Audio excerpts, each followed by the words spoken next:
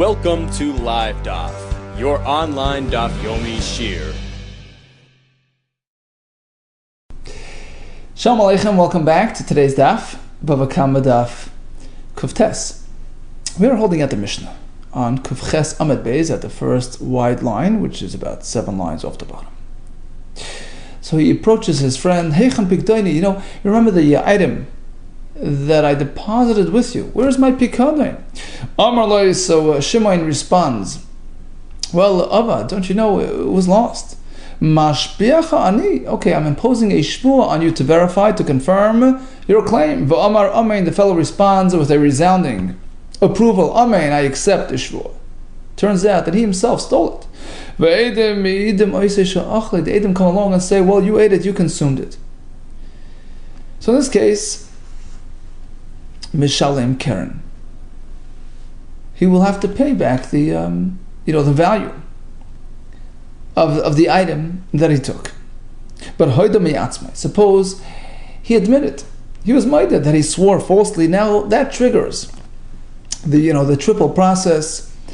Mishalim Keren, the actual principle, B'chaimish v'asham, an added fifth, and a korban. Next case, Heichan Pikdoini, where's my Pikdoin? Amar Loi, he responds, well, Nignav, don't you know it was stolen middle of the night?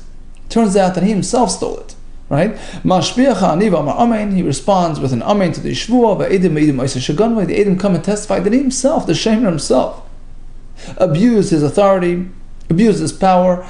He took the item for himself. So he turns into the Ganav with all ramifications. Mishalem Tashlim Kefil, he pays the double payment. That's because he was caught red-handed by the Edom. What about Hoydem Atzmoy? Instead of the Edom, he himself admitted, Mishalem Keren, Chaimish V'asham. Continues the Mishnah. HaKoitel is Aviv. If a person steals from his father, Minish Beloi, and he swears falsely to his father, that, to his innocence, Umeis. And now, father passed away. Okay? After which the son admitted his guilt. He was made that he was nishbal sheker, and he's got to pay the keren, the chaimish, and the asham, but to whom? There's no father. Hareza mishalem, he'll still pay the keren, the chaimish, and asham, but instead of to the father, he'll give it to the father's heirs, to his yarshim, lavana, v'le'echav, to his father's sons, i.e. his brothers, or if there are no sons, his father's brothers. So basically he still has to pay it, even though technically this son is really a Yerush as well. But the halacha is that he's obligated to do hashava, to return, to repay this stolen value, because he made a shvua. So he has to sort of take it out of his possession and repay it. No father, give it to the Yarshim. Let's say he has a hard time parting from this money because he knows really he's a Yerush, at least a partial Yerush amongst his brothers. Or let's say he can't afford letting go of this money. So what does he do? So again, technically, he's a Yerush. He's Yerush his father's claim, so at least part of it, in proportion to his, standing in the family. So basically, he should at least get part of it. But as we said, you have to fulfill the mitzvah hashav. You have to lay it out. But if he has no way of losing this, he just can't afford it. What does he do? To sort of address both issues. On the one hand, to do hashav. On the other hand, not to give up this money. Listen to this. Loive. So this fellow goes and borrows, whatever, the $100 from a stranger. And he spends the money. And what happens? That stranger, that's the Baal Chayv, the creditor, the bank, they come and they collect this fellow's portion in the Yerusha, in the inheritance. So now he has it both ways. He was able to spend the money.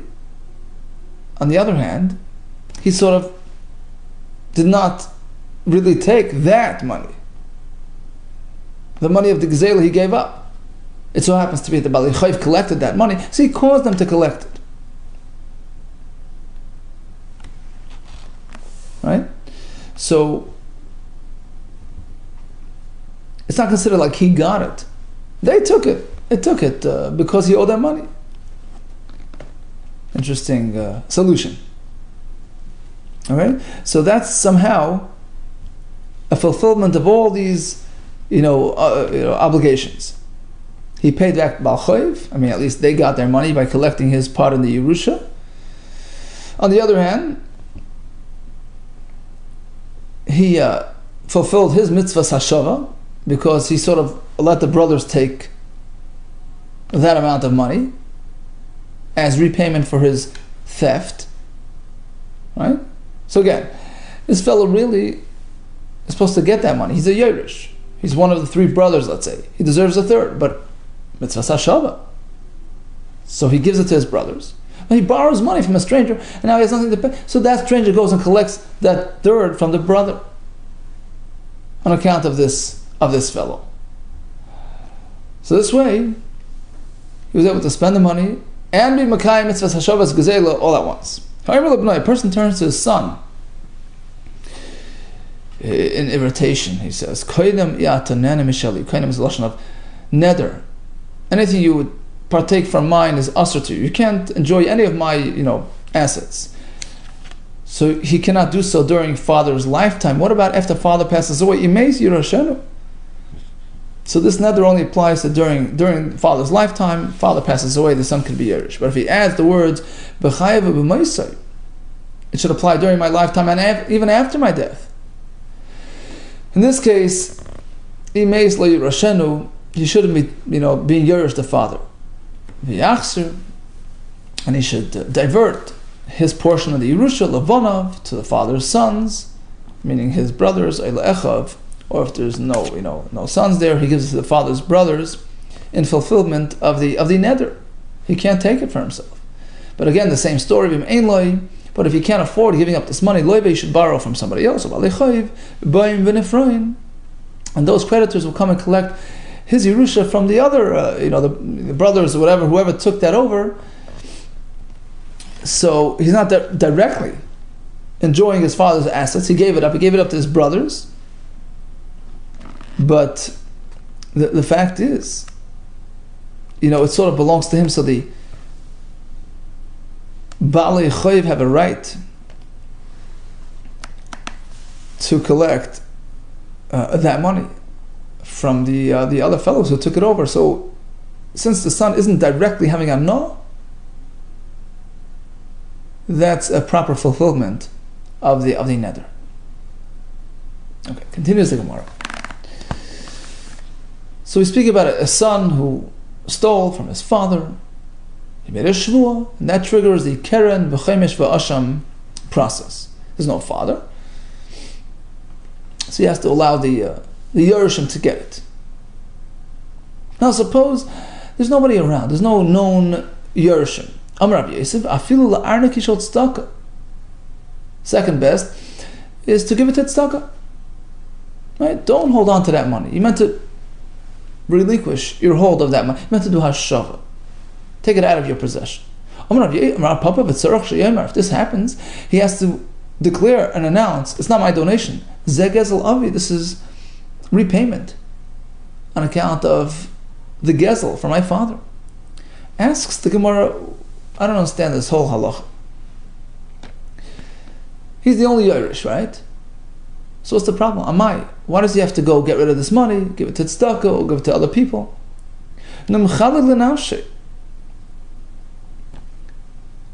Why can't he just forgive this obligation to himself? He owes it sort of to himself. He's the Irish of his father's claim, so he's authorized to forgive it. So you Michael, and basically hold on to the money.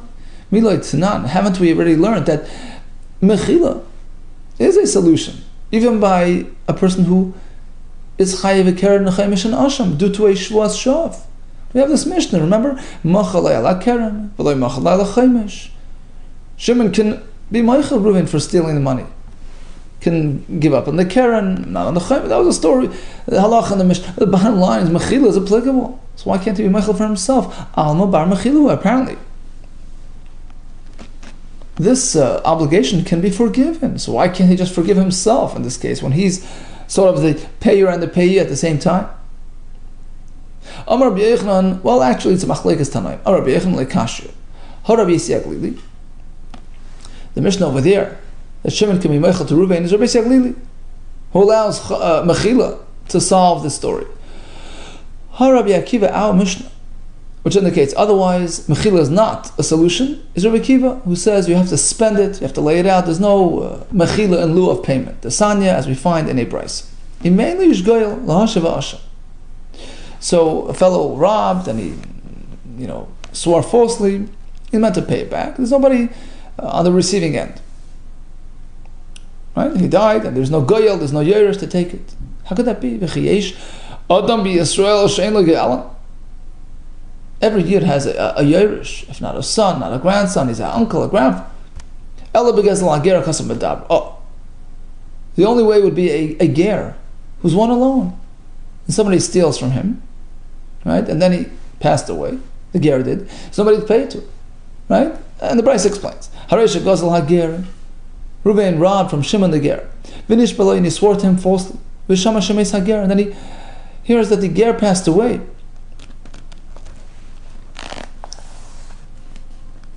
So what do you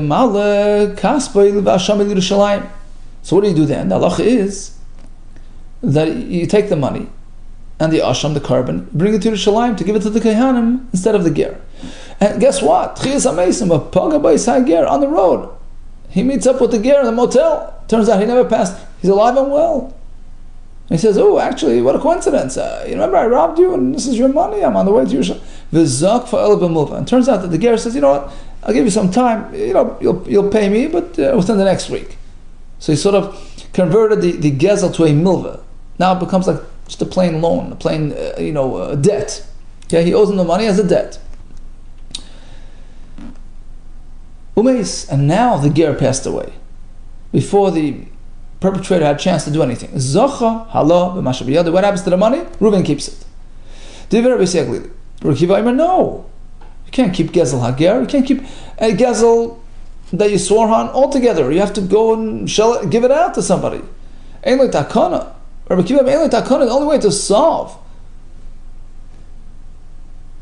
this avera, to address what you did, is ein lo takana sheyoytze gzelim tachas yada. You have to get rid of the gzelim. Bottom line is, says the Gemara, Rabbi Yisrael Glili, the Gemara is assuming that there's no difference whether we're dealing with a claim between two people or a claim between a person and himself, in a case where it was his relative who passed away and now he himself is sort of the payer and the payee at once.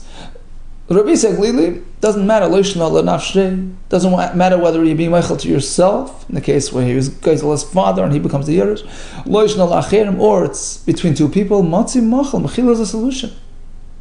Rabbi Akiva, on the other hand, Rabbi Akiva holds no. Payment is required. Whether it's to another person or to yourself, mechila is not an option.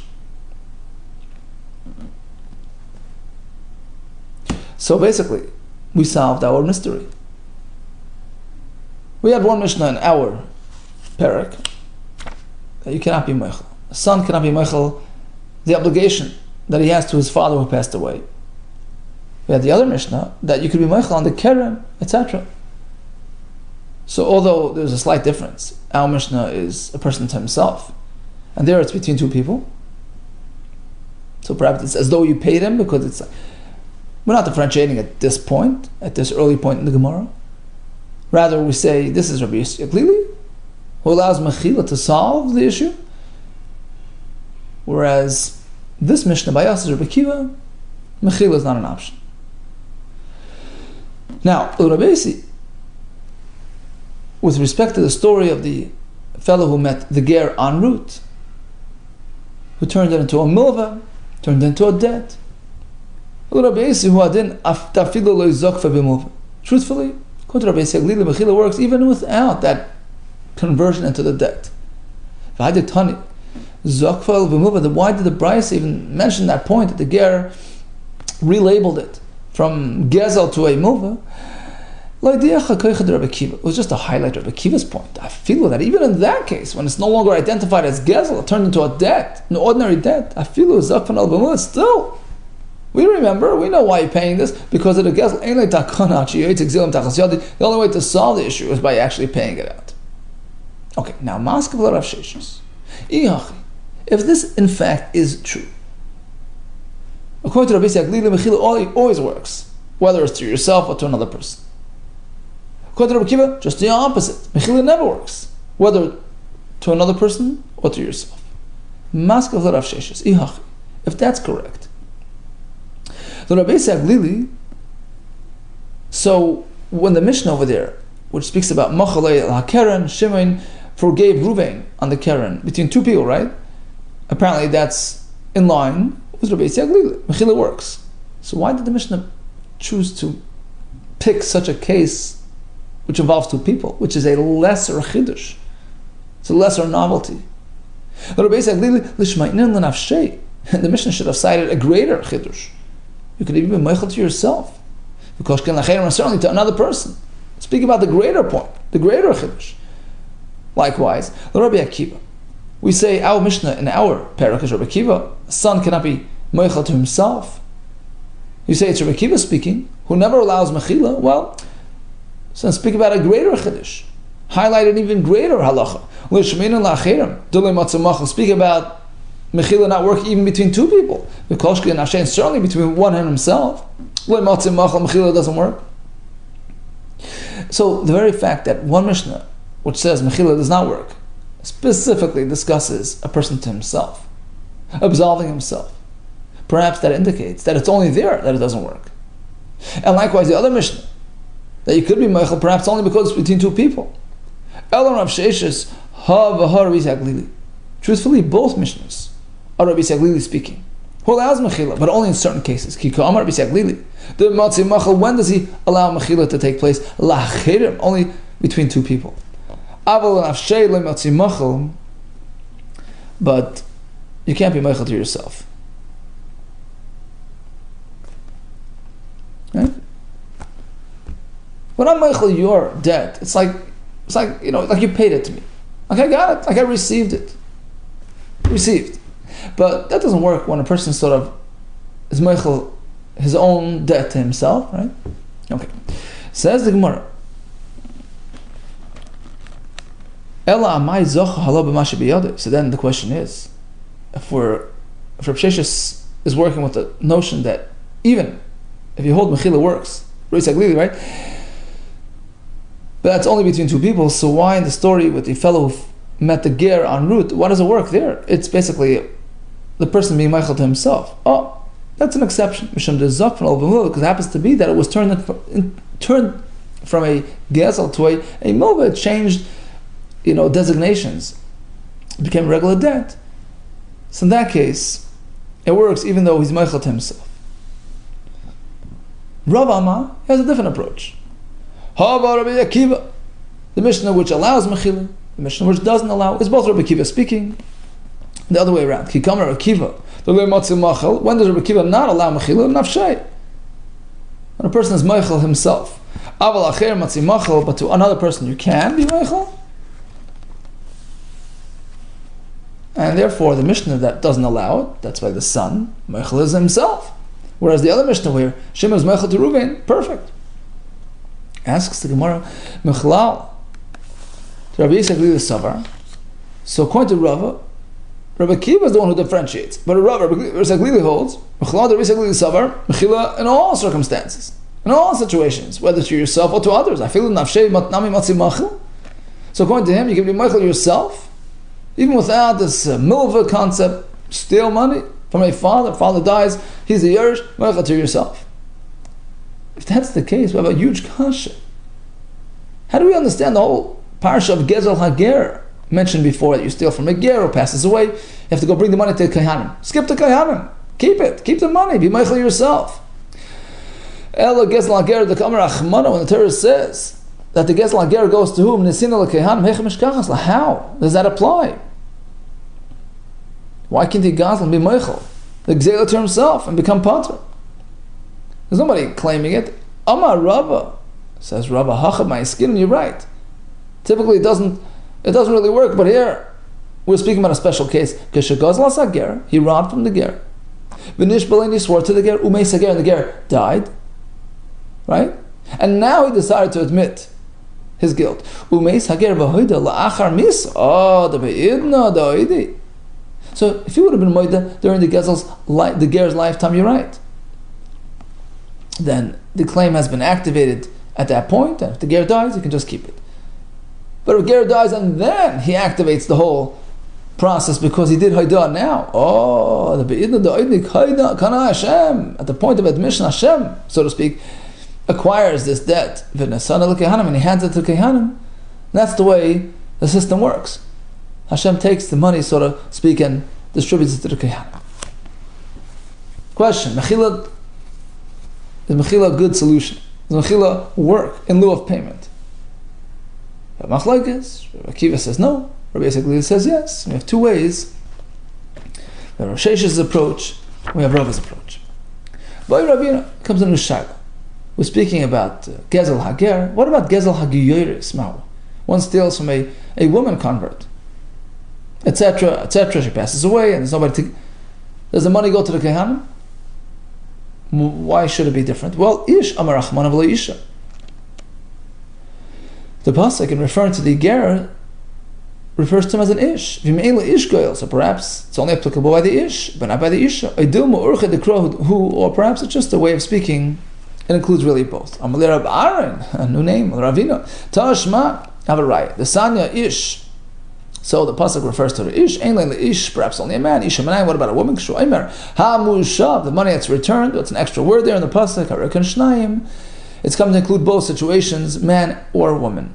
So why does the pasuk then mention ish, if it's not only an ish?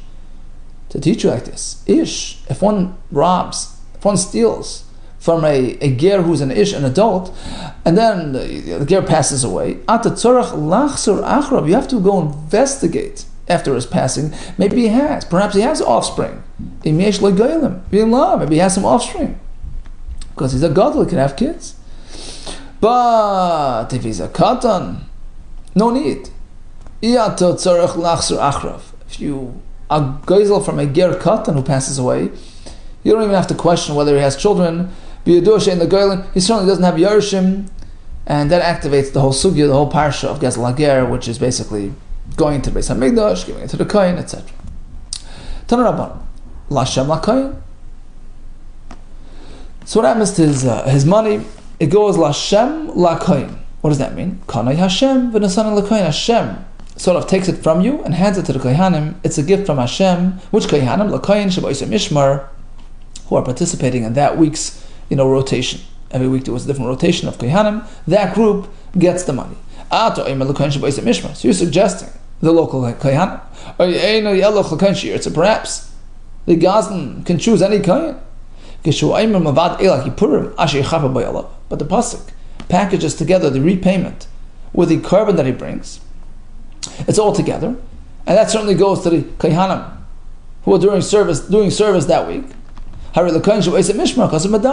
So clearly, everything, the carbon and the money, goes to the Kohanim who are active that week. What about a Kohen who stole from a ger? So now he wants to keep the money. Because he's thinking, this is his thinking. In any case, the money is meant to be distributed amongst the Kohanim. Let me keep it. Okay? So basically, it's my week to serve in the Beis Hamikdash. Instead of distributing it to everybody here, I'm going to keep the full money. How do we know that he cannot present that argument? Well, what's he saying? Since in any case, it goes to the Kohanim. It's already in my pocket. Just hold on to it. Yehi shali, let it be mine. V'dinu, and I'll prove it with a sort of kal v'chaymer. I b'shel acher muzoicha, b'shel atzme lekolshkin. Imagine an acherim, another person, a Yisrael would show up now and repay the gezel hager. I'll get part of it. So certainly, right? B'shel atzme, if it's my repayment, it's my money to begin with. Lekolshkin, certainly I keep the whole thing. Interesting rationale. Rabbi Nosson presented his Kal V'Chomer in a slightly different version, to sort of make his point, to justify his holding on to the money. Uma dover. Listen to this. Uma dover. she'ein lo chelik boy ad she'yikanes b'reshusay. So let's take it slow. Rashi explains like this. A Yisrael who brings a carbon, regular carbon, forget about Gezel Hager, a regular carbon, it's brought to the Beis HaMikdash and it's placed in the care of the local Kohanim who are officiating that week. The Kohanim HaMishmar, right? What if a Kohen, just a plain Kohen, decides to bring a carbon? He can just bring it to the Beis HaMikdash and take care of it, be makar of it. Nobody has a right to interfere. He's makrav, he keeps the flesh, the oil, everything is his.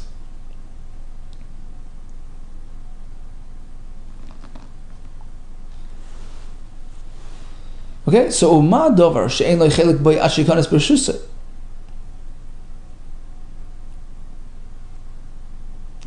A carbon, which the kohen of the mishmar that's serving that week doesn't really have a right to interfere, because it's a carbon being brought by another kohen, and he has full right to hold on to the carbon and not allow the local kohanim access to the carbon. She'ein lo chelik boy ad she'yikanes b'reshusay, until it's given to him, right? Unless it's given to him, he has no right to access that carbon. But k'sheyikanes b'reshusay, but let's say the kohen, the owner of the carbon, decides, I like this fellow, this kohen over here, who was part of the mishmar, part of the local rotation. I want to give it to him. Once it's placed in his care, none other of the nobody from the bnei hamishmar, from the other the other members of the group, nobody could interfere. You can't take it away from him because it was given to him by a kohen. So that's pertaining to a carbon. You have no right to access unless it was given to you. And once it's given to you, it's yours.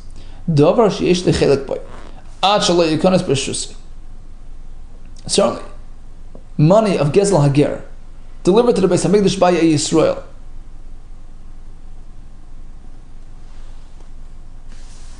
So there, every kohen serving at that point has a right to a portion of that money. Even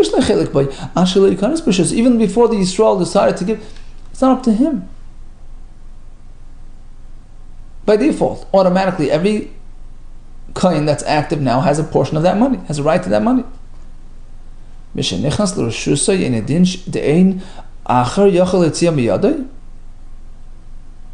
So certainly, if it's already under his care, such as a case where a kohen himself is the gazlan and owes the money, it's already in his pocket. Doesn't that make sense? Doesn't allow to reason that he should just keep it? Interesting, way to build up an argument. So basically, the kohen is going to try to use this. The kohen who's a geisel, right? He's geisel ager. Now he's in Yerushalayim, he's part of the Mishmar. He says, what? Why bother taking this money and giving it to the Kohanim? It's already here. Save on the collection, save on the distribution fees. Let me hold on to the money, it's mine. Says the Gemara, no. How can you lie? No. You're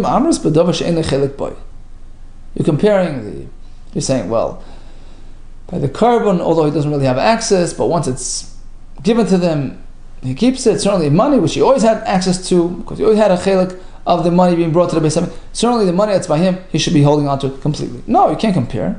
You can't prove from the carbon, which he can't access unless it was given to him.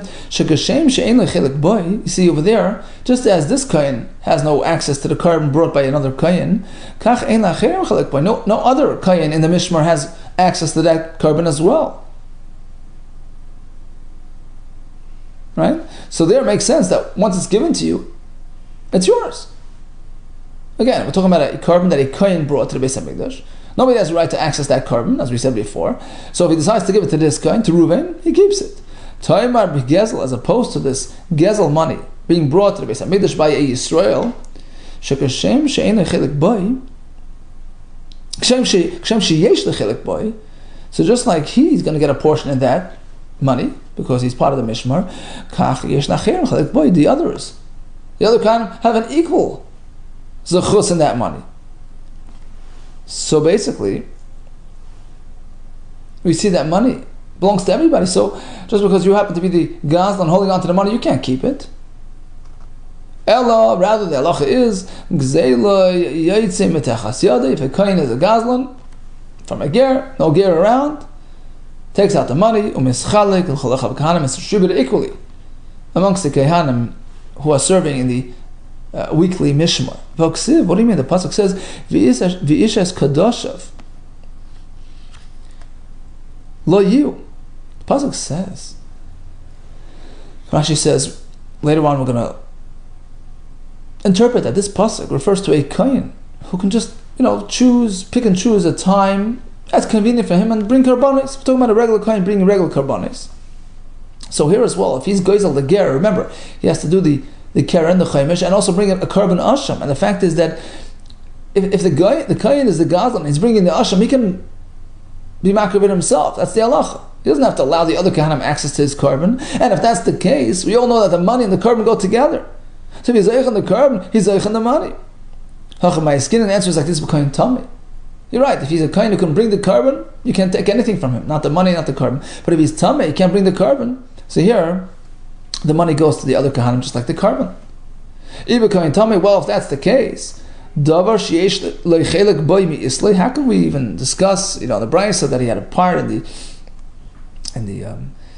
karbanos. He doesn't have a chelik. He's tummy. Allah says the Gemara. You're right. We're speaking about a kohen who's toher. Question. But he's bringing his own karban and keeping it. Right? He's being makriv the karban. That's the right of a kohen. So if he's being makriv the asham, then he should have a schus on the money as well, because the money and the karban go together. Allah says, the Gemara asked you the kohen mistei achuza. We learn from Exera Shava. And here it's different. He has to go lay out this money. Exera Shava, it says l'kohen over here. It says l'kohen by stei achuza. Just like there, it goes to the Kehanim here as well. The sign, Achuzasa matam loymar. There's an extra word, Achuzasa there. Achuzah, by the way, is an estate, property that person inherited from his parent. So, the pasuk there is speaking where a person was magdish, they gave it to the Beis HaMikdash. The halach is, unless somebody comes and redeems it from the Beis HaMikdash, if it's there, it stays in the Beis HaMikdash, and under it's considered the Beis HaMikdash property. Right, so let's say the owner of these te'achuzah did not redeem it. Rather, the administrator, the treasurer, sold it to somebody else. So comes the Yovel, the 50th year, goes to the Kehanim, distributed to the Kehanim who are happy to be serving during that week that the Yovel begins. Okay, so that's a quick, the background here. And the question is, why does it say the word achuzasai, which is an extra word? Right? So we're going to learn from there to our halacha of Gezel Hager. The sign Achuzasa Matam Leim Menayin is the Sada Hayetzel Kahana B'Yovel. How do we know that a Sada, a field, which come Yovel is going to distribute it to the Kehanim? V'gol Echad HaKehanim. Now it so happens to be, let's just step back for a second. Reuben was Magdish his Te'achuzah. Shimon, a Kayin, coincidentally, it was a Kayin who was Goyel the field from Hegdish. And it so happens to be, Rashi says, that his turn to serve in the Mikdash falls out right in the beginning of Yovel. So he's thinking to himself, look, instead of taking the field from me and distributing it equally amongst all the Kohanim, including myself, but only giving me a small portion, let me keep the whole field. It's already under the Kohanim auspices, so to speak. Very similar argument to the previous argument with the Gezel Hager. How do we know that he can't present this argument? Well, since in any case it's going to the Gayana by Yovel. It's already by me. Let me keep it. Through a Kal V'Chaymer. If I can get a portion in fields that are coming from other people, right? A field which a Yisrael bought off the Hegdish, and now it comes back to the Migdash, so I get a part. B'shel atzmi lo kolshkein, certainly doesn't lend to reason I should just keep my field. A little bit of a bigger piece, but let me just keep it. I'm already a kohen, let it stay by me. So we learn from here, achuzasa shaloi. A kohen can only keep his own estate, his own field. It's not really his. He took it from the gizbar, he took it from the hegdish. Rather, what do? He lets go of the field, and it gets distributed equally between all the kohanim, his brethren, who are serving that week that the yovel commences. Okay, so in summation, if one steals and then he does a shvuas sheker, and he's maida, he has to do the keren, the chaimesh, the asham. If his victim is no longer around, it goes to the Yerushim. If he happens to be a ger who has no Yerushim, goes to the Beis Hamikdash. Hashem takes it and gives it to the kohanim. Does mechila